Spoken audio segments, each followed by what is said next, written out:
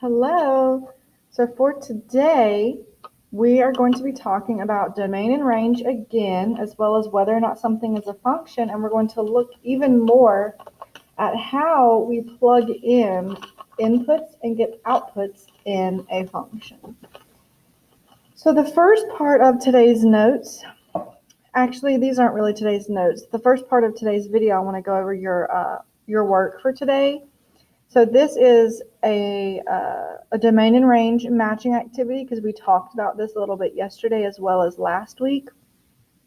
But you also have whether or not it is a function on here to help you. And so all of these, there's 1 through 12, they're numbered. You can either write the letter that matches in here beside the number, or you can cut them out and glue them together and then upload a picture of that. So let's look at number 1. I'll do number 1 and possibly number 2 with you so you kind of have an idea of what's happening. You need to look for a graph that has a domain between -4 and 4 and a range also between -4 and 4. So when I'm looking at these pictures, I need to be looking for a graph that goes no further than -4 and no further than +4, both on the domain and the range. And another thing that you guys need to note that hasn't been explicitly talked about, but we will be talking about it in class when I see you some. If the symbol doesn't have an equals to sign, then the circle at that point will actually be an open circle and not a closed dot. So for example, B right here, it would be a greater than or equal to symbol for this number. But for this one, it would just be less than, right? Because the graph goes below that number, so everything less than that number, because this is an open circle, so it's not going to have an equal sign there. If it's closed, it has an equal sign. If it's open, it does not. And so just knowing that, we're going to continue working on that as we see it in class, but I just want to note that here as well. So I'm looking for a shape that's between -4 and 4, both on the x and the y axis. So I am just going to go through. Let's start with A. Does it go lower than -4? 1, 2, 3, 4. It does. And I'm not supposed to pass. It's supposed to be between -4 and +4. So it's between here. And it's already bigger than that. So I know it's not A. Could it be B? 1, 2, 3, 4. 1, 2, 3, 4. Anything between -4 and +4? Well, it can't because B is going past that. I know it's not C because I need to at least come over here on my x-axis up to +4, and it's not even, it's just sitting over here completely by itself. So I know it's not C. And let's look at D. 1, 2, 3, 4. 1, 2, 3, 4. Is it between -4 and +4 on the x-axis? Yes, it is. Is it between -4 and +4 on the y-axis? Yes, it is. So it's between -4 and +4 on the x and the y-axis. And my hint, it tells me right here, it's not a function.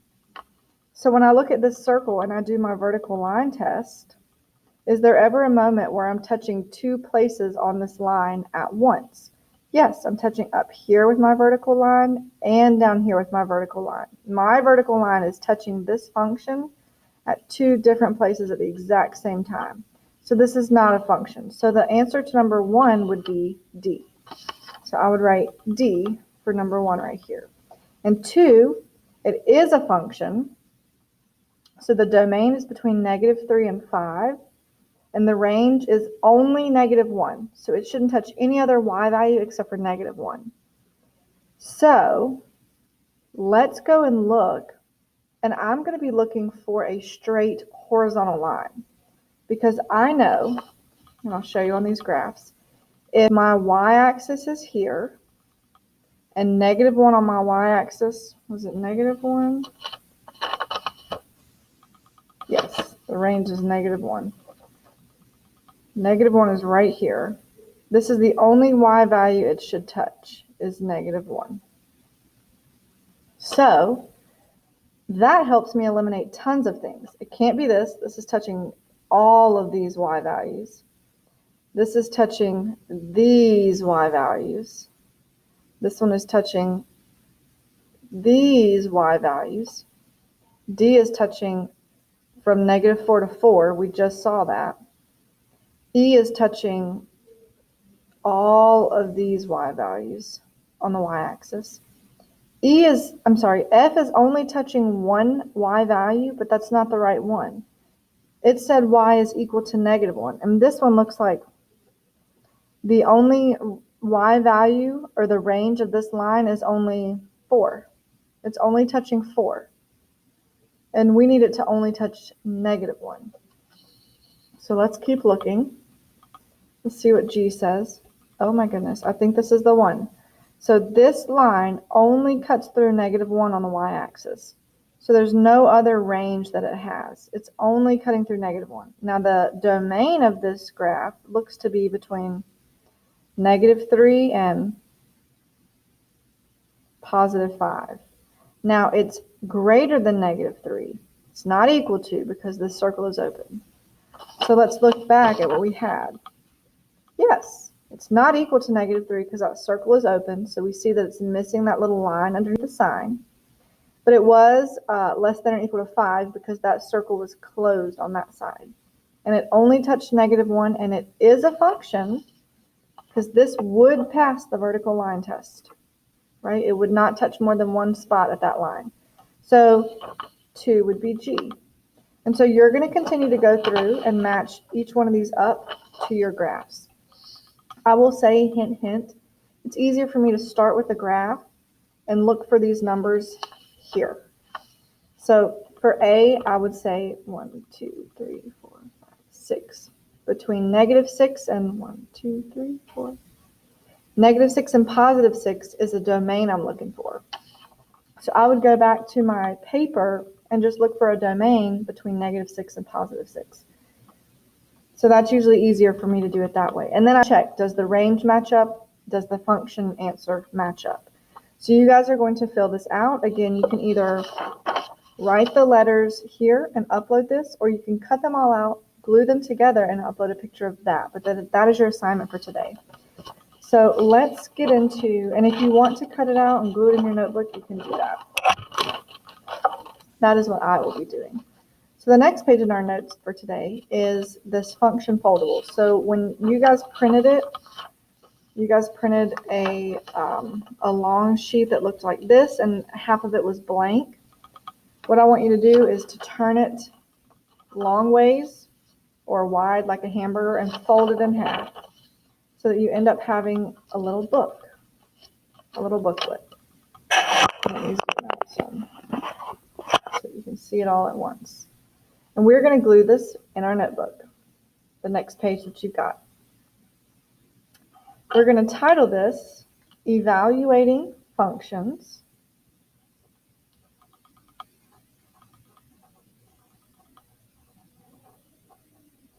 And we are going to fill this out together. So a function can be thought of as a rule that assigns one input to one output. I know we've been kind of doing a lot these past 2 or 3 days, but bear with me. This is not anything you haven't already seen. Like I said, if this f of x was y, this would be a linear function. Y equals mx plus b. We've seen that. And if I tell you what the x value is, you plug that x value in and you solve for y. So that's all that we're doing. So it is a rule where you plug something in and you get something out. So the f, the actual letter f, it just lets you know that that's the name of the function. So we could change it to g if we wanted to, and it could be g of x, or h of x, or p of x, or q of x. The letter just lets you know which function it is, because sometime in the future, you guys are going to have a lot of functions listed, and they can't all be f of x. So if I've already listed f of x as a function and I want to write another one, I'll just choose a different letter. G of x, write a different rule. H of x, and write a different rule. So this letter is just the name. It's how you identify it. So if it were in a room with a bunch of other functions and you called out f of x, it would know that you were talking specifically about itself. The x right here in parentheses, that is your input. That is a number inside the parentheses.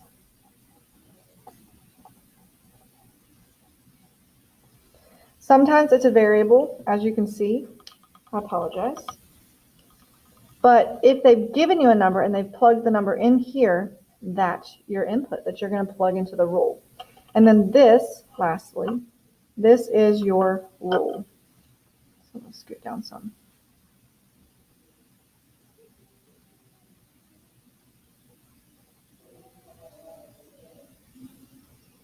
So this is the rule you use. This is the name of the function, so you know which one I'm talking about. And any number that goes here is the input that you're going to plug into this rule. Now, if they happen to want an output and they've given you the input or vice versa, what you're solving for is the f of x. So if they say, you know, plug in 2 for the x, and they give you the input and you plug it into this rule and you do the math and you get a number, that number that you get, the answer that you get, is the output. So f of x is also known as the output. We so far have written it as y. So we've always written y equals, and then we write the rule. And when I give you an x value and you plug the x in and you solve for it and figure out what y equals, you're giving me the output. The only difference is we've labeled y differently, and that's about it. So let's look at some examples using this rule. Okay, so this is the machine or the function rule. If I say, I want you to find f of 2. Okay, so it wants us to find f of 2 and f of negative 1. So we're going to plug it into our machine and get an output. All right, the f lets me know that you're wanting me to use this rule because this is the rule that's labeled labeled f. So the number in the parentheses, remember, a number inside the parentheses, that's my input. That's what I'm going to plug into this rule. So what I would actually plug in is 3 times 2 plus 4. So this is this rule. I've just simply plugged in the 2. So what is 3 times 2? It's 6 plus 4 is 10. So my answer is 10. When I combine all that, f of 2 equals 10. Now what about f of negative 1? If I plug negative 1 into this rule, I now have 3 times negative 1 plus 4. Same rule, I'm just plugging in negative 1 for my x value instead of 2 for my x value. 3 times negative 1 is negative 3 plus 4 is 1. So this lets me know the input to plug in, and the answer is the output, or my y value. So what I could say is f of 2 equals 10. Or when my x is 2, my y is 10. When I plug in the 2, my output, or my y value, is 10. Over here, f of negative 1 is 1, meaning when my x is negative 1, the y value that I solved for is 1. If I were to follow this rule and try to plot this on a graph, I could plug in a bunch of numbers and get a bunch of ordered pairs. And it would show me a line because this is a linear function. So all of the x values that I plug into this rule, they will give me outputs. So every x I plug in, it'll give me a y to come out. And those x and y values go together as an ordered pair. And you can actually plot your answers and you'll see a line pop up. So it's really cool. This is the algebraic way to write down a line. And then the input and output that you get, you can plug those together as an ordered pair and you can actually draw your answers in a line. So what we're going to do now is we're going to open up this booklet and I'm going to give you 2 examples. One example where I give you the input and ask for the output, and then one the other way around where I give you the output and I ask you for the input. And that is what we're going to write on the inside of this notebook now. So open it up. And it should be completely blank. We're just going to write on this side. So let's say I'm going to make a new rule.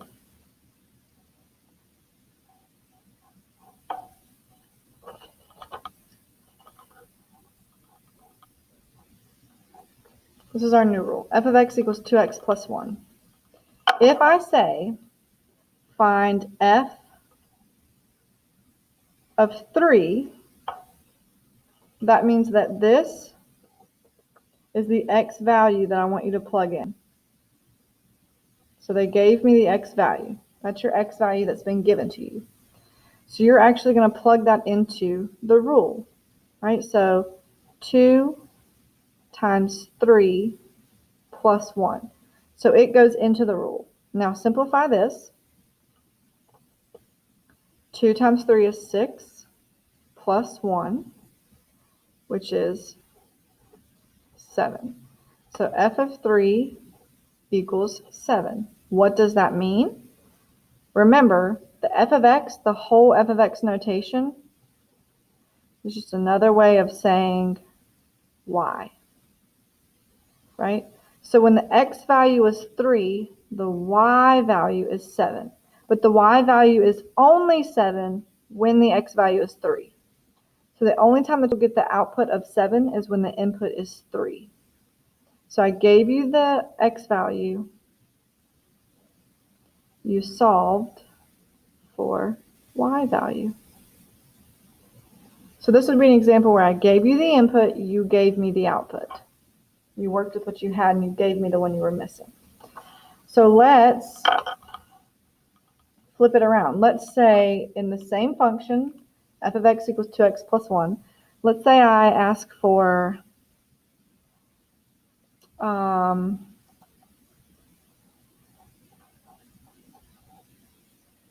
I say f of x equals 11.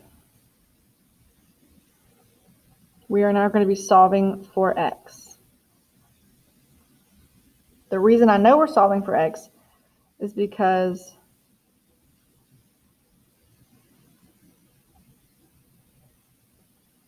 the x value is not given to us. There's no number here. I don't know what x is. It's just x. But what I do know is that f of x is just another way to write y. So if they're the same, then what we do know is that y is 11. So if I know that the f of x part is actually 11, I can plug this part in and solve for the x that I'm missing. So in this function up above, if I know that f of x is just another way to write y, and I know what it equals because it told me, then I'm going to literally replace the f of x in the original function with 11. So when I write this, I'm going to write 11 equals 2x plus 1. So this is a situation where they didn't give me the input, they did give me the output. They told me what my y value was. So in the original function, instead of plugging something in to solve for y, they gave me y and I've got to figure out x. So just like any multi-step equation, we get rid of this 1, and then we divide away this 2.